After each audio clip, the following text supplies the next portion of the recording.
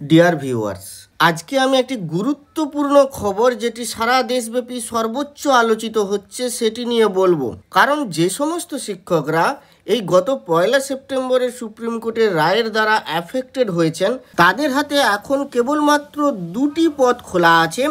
একটি হচ্ছে হয় সুপ্রিম কোর্টে আইনি পথে সুপ্রিম কোর্টের গত 1 সেপ্টেম্বরের রায়ের বিরুদ্ধে কোনো ভালো রায় ছিনিয়ে আনা, নতুবা পার্লামেন্টে ল এনেক্ট করে টেটের একটি বিকল্প ব্যবস্থা গ্রহণ করা। সেই কারণে তারা কিন্তু এই খবরটা যেটা সুপ্রিম কোর্টের আরও এক ল্যান্ডমার্ক জাজমেন্ট, সেটার খবরটা শুনেই তারা কিন্তু চিন্তিত।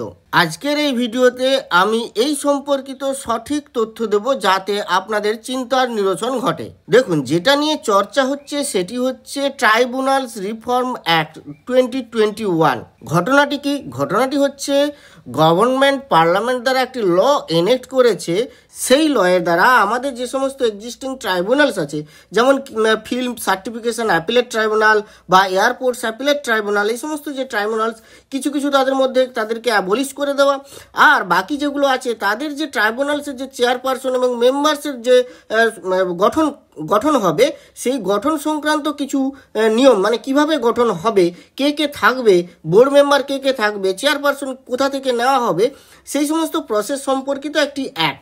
সেই অ্যাক্ট বা সেই লকেই চ্যালেঞ্জ করা হয়েছিল সুপ্রিম কোর্টে, যে সুপ্রিম কোর্ট টোটালি খারিজ করে দিয়ে এটাকে আনকনস্টিটিউশনাল বলেছে। এবং তারা বলেছে যে আমাদের এই সংক্রান্ত বিভিন্ন জাজমেন্ট আছে, এর আগেও বিভিন্ন সুপ্রিম কোর্ট জাজমেন্টস হয়েছে, কিন্তু সেই জাজমেন্টস অনুযায়ী সেগুলোকে টোটালি ভায়োলেট করে এই ট্রাইব্যুনাল অ্যাক্টটাকে আসলে একটা পুরনো বোতলে নতুন লেবেল দিয়ে এটাকে অ্যাক্ট তৈরি করা হয়েছে। তাই এটি আনকনস্টিটিউশনাল, তাই এটিকে খারিজ করা হচ্ছে, অর্থাৎ এটিকে সম্পূর্ণ খারিজ করে দেওয়া হয়েছে।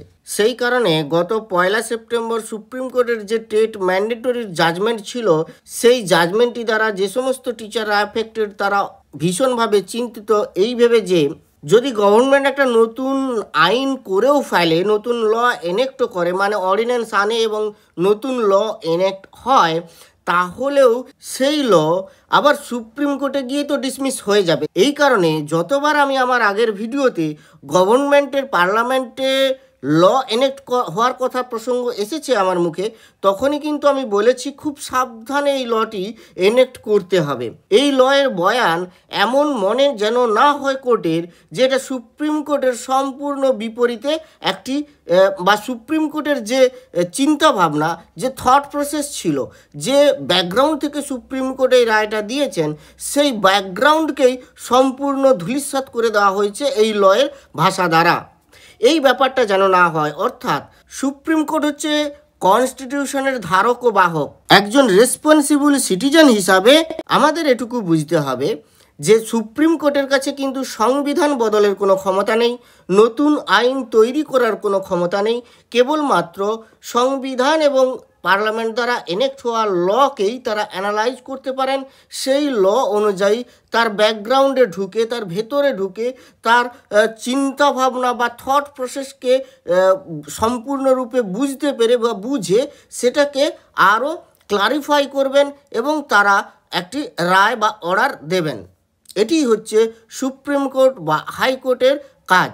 দেখুন, আপনারা নিশ্চয়ই ফিল করেছেন যে ভারতবর্ষের যে সংবিধান এবং ডেমোক্রেটিক যে সিস্টেম, সেটা এতটাই সুদৃঢ়, এতটাই সুন্দর যে আপনারা পাশাপাশি দেশগুলোকে খেয়াল করলে, লক্ষ্য করলে বুঝতে পারবেন যে তাদের কিন্তু যে কোনো সময় যে কোনো রকম উত্থান ও পতন হচ্ছে ডেমোক্রেটিক সিস্টেমে। যেমন পাকিস্তানে রিসেন্ট একটি খবর আপনারা শুনে থাকবেন যে পাকিস্তান সরকার কিন্তু নতুন একটি ফেডারেল কোর্ট তারা তৈরি করতে চাইছে, যেটার পাওয়ার থাকবে সুপ্রিম কোর্টের উপরে। এবং সেই কারণে সুপ্রিম কোর্টের বিচারপতিরা কিন্তু তাকে ন্যস্ত করতে পারছেন না। সুপ্রিম কোর্টের বিচারপতিরা কি করছেন? তারা রিটায়ার করছেন, রিজাইন দিচ্ছেন বা ভলেন্টারিলি তাদের দায়িত্ব থেকে তারা মুক্তি নিচ্ছেন। এটা তাদের একটা প্রতিবাদের জায়গা হচ্ছে। কিন্তু আমাদের সুপ্রিম কোর্ট টোটালি লকে, পার্লামেন্ট দ্বারা এনেক্ট হওয়া লকে কিন্তু তারা খারিজ করে দিচ্ছেন। আমাদের যে সংবিধানের 142 নম্বর ধারা, এই সংবিধানের 142 নম্বর আর্টিকেলটি মারাত্মক একটি আর্টিকেল, যা সুপ্রিম কোর্টকে একটা বিশাল পাওয়ার দেয়। তাই সুপ্রিম কোর্ট স্বতঃপ্রণোদিত হয়ে বিভিন্ন অর্ডার জারি করতে পারে। আমি এই কথাগুলো, এই গৌরচন্দ্রিকাগুলো করছি এই কারণে যে আমাদের ডেমোক্রেটিক সিস্টেম এতটাই সুদৃঢ়, এবং আপনাদের বা আমাদের সকলেরই খারাপ লাগলেও সেই খারাপের মধ্যে একটা ভালো আছে, আর আমাদের এই ডেমোক্রেটিক সিস্টেমকে সম্মান করা উচিত। এবং আপনারা ভেবে দেখতে পারেন, সত্যি যদি ভাবেন তাহলে বুঝতে পারবেন যে যদি এই যে বাঁধন, মানে আমাদের আসলে আসলে প্রত্যেকের সাথে প্রত্যেকের একটা বাঁধন আছে, কারোর হাতের সাথে অন্য কারোর পায়ের, অন্য কারোর পায়ের সাথে অন্য কারোর চুলের, এরকম কারোর ছোট কারোর বড় বাঁধনগুলো কিন্তু আছে বলেই এই ডেমোক্রেটিক সিস্টেমটা সুদৃঢ় হয়েছে। প্রত্যেকে প্রত্যেকের দ্বারা বন্ধিত, কেউ একটুকুনও মুক্ত নেই। প্রেসিডেন্টও বন্ধিত, বন্ধন আছে তার, সুপ্রিম কোর্টেরও হাতেও বন্ধন আছে, আবার পার্লামেন্টের হাতেও বন্ধন আছে। না হলে কিন্তু যে কোনো সময় উত্থিত হতে পারত, উত্থান ঘটে যেতে পারত। দেখুন, পার্লামেন্ট চাইলেই সংবিধান সংশোধন করতে পারে, কিন্তু আবার সেই সংবিধান সংশোধনের দায়িত্ব, তাকে অ্যানালিসিস করার দায়িত্ব সুপ্রিম কোর্টের আছে। আবার সুপ্রিম কোর্ট যদি আবার অন্যরকমভাবে, তার জন্য আছেন প্রেসিডেন্ট এবং আবার পার্লামেন্ট। তো এই যে ব্যাপারগুলোকে কিন্তু আমাদের সম্মান করা উচিত। কিন্তু তবুও সেই জায়গায় দাঁড়িয়ে এই যে ট্রাইব্যুনালস রিফর্ম অ্যাক্টের সাথে টেটের যে ম্যাটারটা, যে দুটোকে সমান করা হচ্ছে, অনেকে সমান চোখে দেখছেন, আমি বলবো দুটো কিন্তু সমান নয়। কারণ ট্রাইব্যুনাল রিফর্মস অ্যাক্ট দেখে কোথাও না কোথাও হয়তো সুপ্রিম কোর্টের মনে হয়েছে যে গভর্নমেন্ট সুপ্রিম কোর্টকে বাইপাস করে যে কোনো ল এনেক্ট করতে পারবে, অর্থাৎ সুপ্রিম কোর্টের বাঁধন থেকে গভর্নমেন্ট কিন্তু মুক্ত হতে পারবে, বাইপাস করতে পারবে এই ট্রাইব্যুনালের মাধ্যমে। এই যে কনস্টিটিউশনালি পার্লামেন্ট এবং সুপ্রিম কোর্টের মধ্যে একটা সূক্ষ্ম বাঁধন আছে, সেই বাঁধনটা কিন্তু মুক্ত হবে। আমি এর আগে এটা বলেওছি, এটাই কিন্তু নিয়ম, অর্থাৎ এটাই যে নতুন তা কিন্তু নয়। আপনি চাইলেই, সুপ্রিম কোর্ট একটা অর্ডার দিয়েছে, পার্লামেন্ট চাইলেই তো যে কোনো সময় তাহলে সেই অর্ডারকে ভায়োলেট করতে পারে। তাহলে ভায়োলেট কিন্তু করতে পারে না, করতে পারবে না, ইন্ডিয়াতে এরকম হবে না। তাহলে কি হবে? সেই অর্ডার কিন্তু শিরোধার্য, সুপ্রিম কোর্টের সেই অর্ডার মানতেই হবে, সেই অর্ডার শিরোধার্য। কিন্তু পার্লামেন্ট সেই অর্ডারকেও অনেকবার, আমি এগুলো দেখিয়েছি, সেই অর্ডারকে কিভাবে সঠিকভাবে পালন করা যায়, অথচ যারা অ্যাফেক্টেড হওয়ার কথা তারা অ্যাফেক্টেড না হয়, সেই ব্যাপারটাকে তারা কিন্তু ফিক্স করতে পারে। এটা কিন্তু সবাই জানেন এবং মানেন, পার্লামেন্টও জানে এবং যারা সুপ্রিম কোর্টের বিচারপতি তারাও জানেন যে আইন কিন্তু মানুষের ভালোর জন্যই, সমাজের ভালোর জন্য, মানে কোনো ব্যক্তি স্বার্থ নয়, ব্যক্তি নিরপেক্ষ হিসাবে সমাজের একটা ফিউচারিস্টিক প্রক্রিয়াকে ঠিক রাখার জন্য, সমাজের ভালোর জন্যই এই আইন কিন্তু। তাই এখানে টেট যে ম্যাটার, যেটা টেট ম্যাটার দাঁড়াচ্ছে, সেই টেট ম্যাটার কিন্তু কোনো ব্যক্তি স্বার্থকে ভুলুণ্ঠিত করবে না। টেট ম্যাটারটা কিন্তু একটা greater impact to our society এখানে কিন্তু আছে। সেই জায়গায় দাঁড়িয়ে তারা দুটো জিনিসকে কিন্তু ভেবে দেখেননি। একটা হচ্ছে কি, আরটি অ্যাক্টকে প্রতিপালন করে একটা গুড কোয়ালিটি এডুকেশনকে প্রোভাইড করা, আর একটি হচ্ছে শিক্ষকদের কোয়ালিটি। এই যে দুটোই কিন্তু সমাজের জন্য কিন্তু এখন মোস্ট এসেনশিয়াল। দেখুন, যে পরিমাণ শিক্ষক আছেন সেই ডেটা চাওয়া হয়নি, এবং সেই শিক্ষকদের কিভাবে টেট করানো হবে সেটাও কিন্তু আলোচনা হয়নি সুপ্রিম কোর্টে। সেই জায়গায় দাঁড়িয়ে এখানে কিন্তু পার্লামেন্টে এটা টোটাল ডিসকাস হওয়া উচিত, একটা সেশন বড় রকমের হওয়া উচিত, যেটা কিভাবে ইমপ্লিমেন্ট করা যাবে। এটা গভর্নমেন্ট আলোচনা কেন করছে না? করতে হবে। এটাই গভর্নমেন্টের আলোচনার বিষয় হওয়া উচিত, যে টেটটাকে কিভাবে টোটাল সারা দেশব্যাপী সমস্ত টিচারকে করিয়ে নেওয়া যায়। এটাই কিন্তু আমি বলতে চেয়েছি বারবার। এখান থেকে টিচাররা যদি বিভ্রান্ত হন এবং তারা যদি এইভাবে ভাবতে থাকেন তাহলে কিন্তু মুশকিল।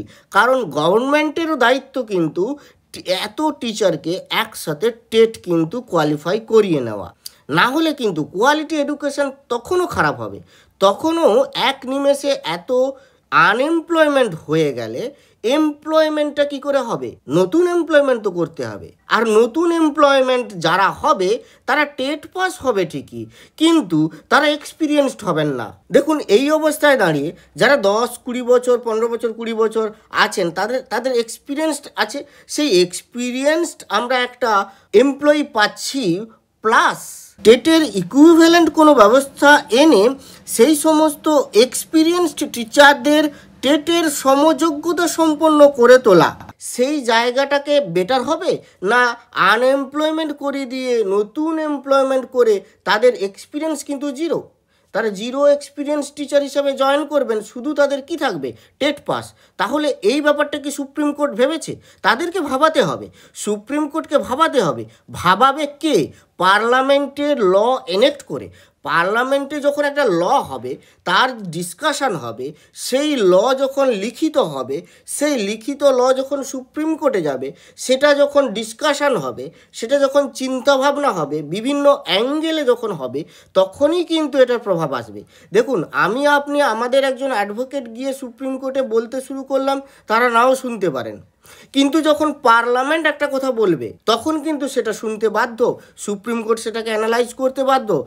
মানে খারিজ করার আগে তাকে দুবার ভাবতে হবে। আর যদি না ভাবেন তাহলে বুঝতে হবে তারাও ডিক্টেটরশিপ করছেন, কারণ পার্লামেন্ট হচ্ছে পাওয়ার অফ ডেমোক্রেসি। সেখানে মেজরিটি জনগণের, মেজরিটি পিপুল অফ দ্য ইন্ডিয়ার ভয়েস কিন্তু ধ্বনিত হচ্ছে। এই ট্রাইব্যুনাল রিফর্ম অ্যাক্টটা কি? ট্রাইব্যুনাল রিফর্ম অ্যাক্টটা কিন্তু অন্য জিনিস, আপনারা গুলিয়ে ফেললেই কিন্তু মুশকিল। ট্রাইব্যুনাল রিফর্ম অ্যাক্টে আমি এটা একটু আসি যে ব্যাপারটা কি, ট্রাইব্যুনাল রিফর্ম অ্যাক্ট কেন বাতিল হয়ে গেল। দেখুন, the court found that the act was an impermissible legislative override. Legislative override মানে লেজিসলেটিভ তারা কি করছে, বারবার একই জিনিসকে ওভাররাইড করছে, সেই কথাটাই বলা হয়েছে। এখানে কি বলেছে দেখুন, according to the court the act fails to remove the defects identified in prior judgments and instead re-enacts them under a new level. দেখুন, এইখানেই ব্যাপারটার মধ্যে গভীর যে অ্যানালিসিস লুকিয়ে আছে, গভীর চিন্তাভাবনার কথা লুকিয়ে আছে। কোর্ট কি বলেছে? কোর্টের মতে fails to remove the defects identified in prior judgments, অর্থাৎ কোর্ট বলছে আপনারা আমাদের যে আগের জাজমেন্ট ছিল এই সংক্রান্ত, তাতে ডিফেক্টস খুঁজুন, তাতে ডিফেক্টস খুঁজে সেগুলোর পিছনে, সেগুলোর জন্য ল এনেক্ট করুন। কিন্তু আপনারা ডিফেক্টস খুঁজতে পারলেন না, আপনারা ডিফেক্টস রিমুভই করতে পারলেন না, আপনারা ইনস্টিড কী করলেন? রি-এনেক্ট দেম, আবার নতুন করে এনেক্ট করলেন them under a new level, নতুন নামকরণ করলেন, নতুন কথা বললেন, দিয়ে আপনারা কি করলেন? একটি ল নতুন করে সেইটাকেই এনেক্ট করলেন, রি-এনেক্ট করলেন। এটা কি বলছে? দেয়ার বাই ফলিং, মানে এটা তাহলে কোন আন্ডারে পড়ছে না? Afoul of the doctrine of constitutional supremacy. Rather supreme কোর্টের চিফ জাস্টিসের বেঞ্চ তারা কিন্তু বলেছে যে আপনারা ন্যাশনাল ট্রাইব্যুনাল কমিশন গঠন করুন। 4 মাসের মধ্যে এই ন্যাশনাল ট্রাইব্যুনাল কমিশন গঠন করতে হবে, যারা সমস্ত সিলেকশন এবং অ্যাডমিনিস্ট্রেটিভ ফাংশনিংটা সুপারভাইজ করবে। এবং এই পর্যন্ত, মানে যতদিন না এটা হচ্ছে ততদিন পর্যন্ত কিন্তু সুপ্রিম কোর্টের যে প্রায়র জাজমেন্ট ছিল, সেই জাজমেন্ট অনুযায়ী সার্ভিস কন্ডিশন এবং অ্যাপয়েন্টমেন্টসগুলো নিয়ন্ত্রিত হবে। কিন্তু টেট ম্যাটারটি একেবারেই আলাদা। সুপ্রিম কোর্টের রায় অনুযায়ী যদি টেট বাধ্যতামূলক হয়, তাহলে কিন্তু একটা সাংবিধানিক সংকট তৈরি হবে। হ্যাঁ, ঠিক বলছি, সাংবিধানিক সংকট। আপনারা একটু ভেবে দেখুন, যদি এই মুহূর্তে কোনো একটি নির্বাচিত সরকার পড়ে যায় এবং আগামী 6 মাসের মধ্যে নির্বাচন করা সম্ভব না হয়, তাহলে কি সাংবিধানিক সংকট তৈরি হবে না? সরকার কে চালাবে? ঠিক সেই রকমই এই মুহূর্তে যদি 2 বছরের মধ্যে টেট পাস বাধ্যতামূলক হয় এবং সেখানে প্রায় 40 থেকে 50 লক্ষ টিচার যদি আনএমপ্লয়েড হয়ে যান, তারা যদি চাকরি থেকে বরখাস্ত হন এবং নতুন করে রি-এমপ্লয়মেন্ট করা না যায়, তাহলে আরটি অ্যাক্ট তো সাংবিধানিক সংকট তৈরি করে দেবে, বিরাট বড় প্রভাব হবে। সে ভাবনাটা কি ভাবা উচিত নয়? এটাই ছিল আজকের আমার মূল প্রতিপাদ্য বিষয়, যে এভাবে কিন্তু ভেবে দেখতে হবে সমস্ত মহলকেই। আজ এখান পর্যন্তই। ভালো থাকবেন, সুস্থ থাকবেন, ধন্যবাদ।